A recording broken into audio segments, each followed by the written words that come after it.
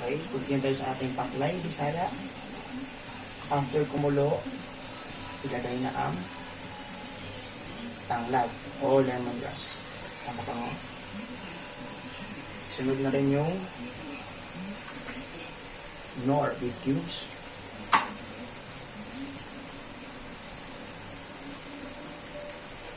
Okay. Lagyan lang. At pwede rin lagyan ng konting tubig.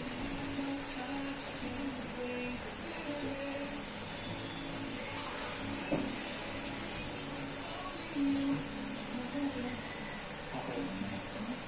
Isang tasa. Gawin natin 2 tasa.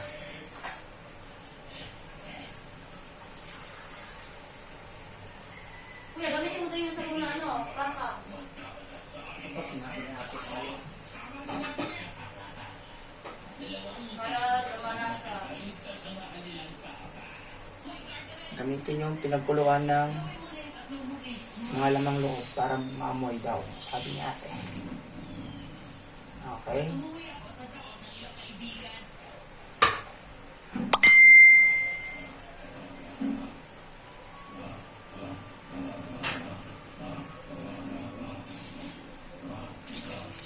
Kita niyo naman, may sabaw na. Okay pag marami kayo sa pamilya. Pagaluin lang. Pagaluin ng puti.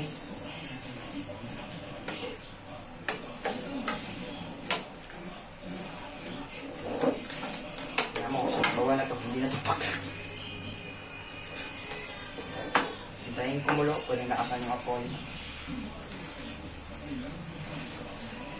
Lakasan ang apoy para medyo mabilis maluto.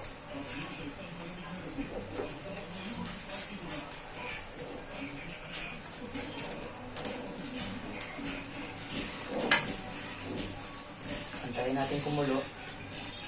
Maluto na yung mga lang ingredients. Kumukulo na. Ihalo mo ulit. Tayo.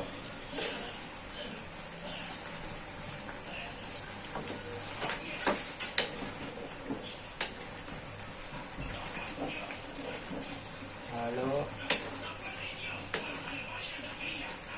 Lagyan ng konting asin. Wow! Asin.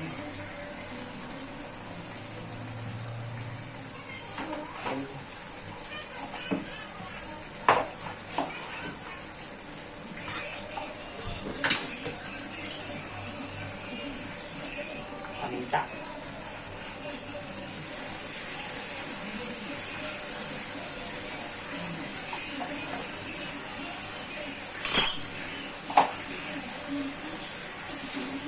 Lalo.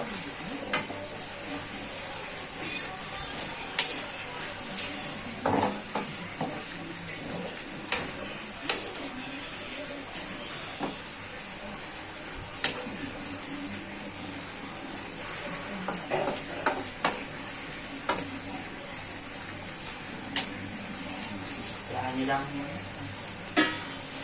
ulit. Magantay ng ilang mga minutes. Okay. Pag medyo kumonti na yung sabaw, ilagay na next ang gatas. Na isang tasang gatas na Bear Brand. Okay. Isalin ito.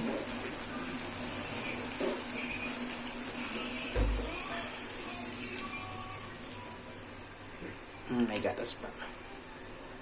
Okay. Tapos ayan lang. Kumulo ulit. Tapos okay na siya. Okay. Pagkakita nyo, nakikita mo yung sabaw medyo white na. At yan, luto na yan. Sayang nga lang. So, ganyan lang kasimple ang pagluto ng paksiw. Paklay pala. Sorry, paklay Bisaya. Okay? Maraming salamat po. At good luck sa mga magta-try magluluto.